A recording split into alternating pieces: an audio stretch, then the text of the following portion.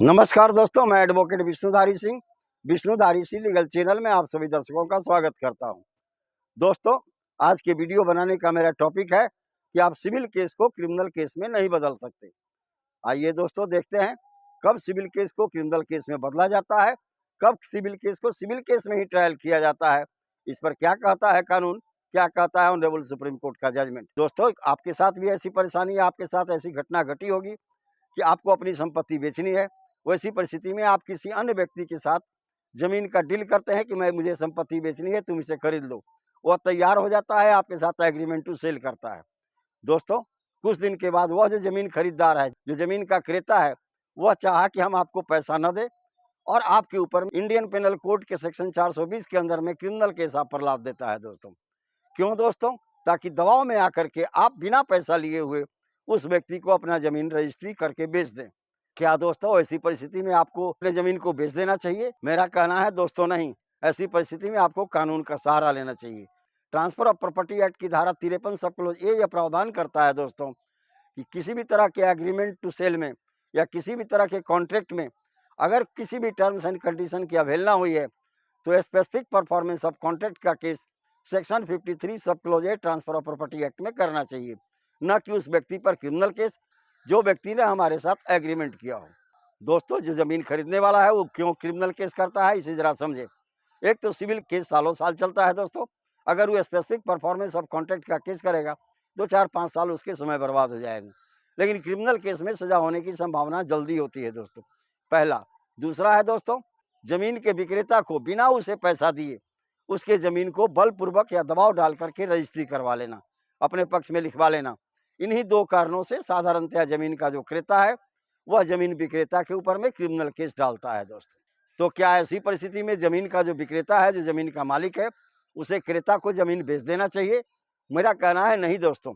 इसके लिए आपको सीआरपीसी की धारा 482 या दोस्तों बीएनएसएस जो नया कानून बना है दोस्तों, भारतीय न्याय सुरक्षा संहिता, इसकी धारा 528 के अंदर में ऑनरेबल हाई कोर्ट में रिट फाइल करें दोस्तों। यह क्वेसिंग का रिट है दोस्तों, एफआईआर क्वेसिंग का। इसी तरह का एक मुकदमा हुआ जिस मुकदमे का टाइटल है दोस्तों रिखत biryani versus the state of Uttar Pradesh. इसका एसएलपी क्रिमिनल नंबर है दोस्तों 8592 ऑफ 2024, 8592 ऑफ 2024। 16 अप्रैल 2025 को इसका जजमेंट सुनाया ऑनरेबल सुप्रीम कोर्ट ने दोस्तों।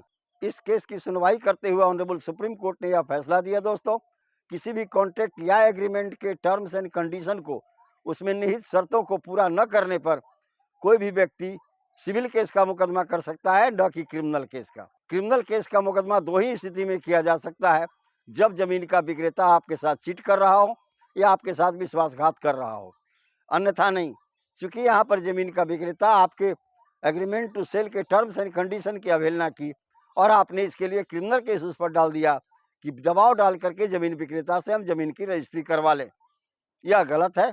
ऐसी स्थिति में जमीन के खरीदार द्वारा किया गया क्रिमिनल केस के एफआईआर को ऑनरेबल सुप्रीम कोर्ट ने क्वेश कर दिया दोस्तों। अब प्रश्न उठता है कि कब किसी सिविल विवाद के लिए सिविल केस करें और कब उस पर क्रिमिनल केस करें।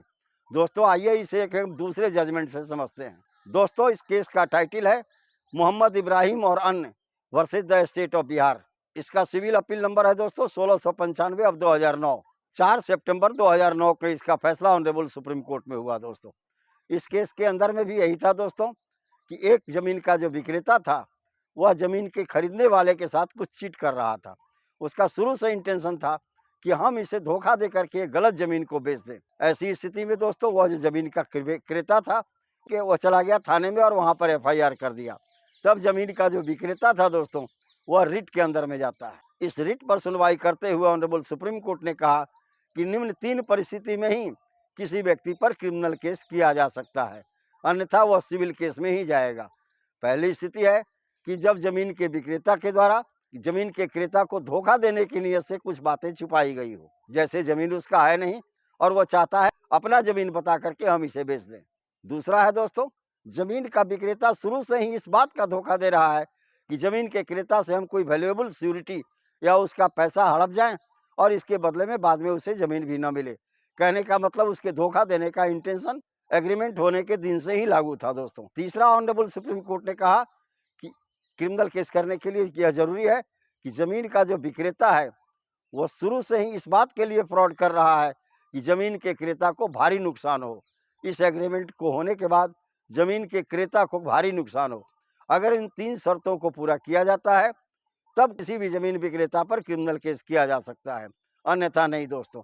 अन्यथा किसी भी ज़मीन के क्रेता को सिविल केस में ही जाना होगा। तो दोस्तों, इस प्रकार आप देख रहे होंगे कब किसी सिविल केस में सिविल केस फाइल किया जाता है, कब क्रिमिनल केस फाइल किया जाता है और कब सिविल केस को क्रिमिनल केस में नहीं बदला जा सकता। इस प्रकार मेरा यह वीडियो यहीं संपन्न हुआ। अगर मेरा यह वीडियो आपको पसंद आया हो तो आप इसे लाइक करें, सब्सक्राइब करें, अपने साथियों को शेयर करें। धन्यवाद। अब विशेष अगले वीडियो में।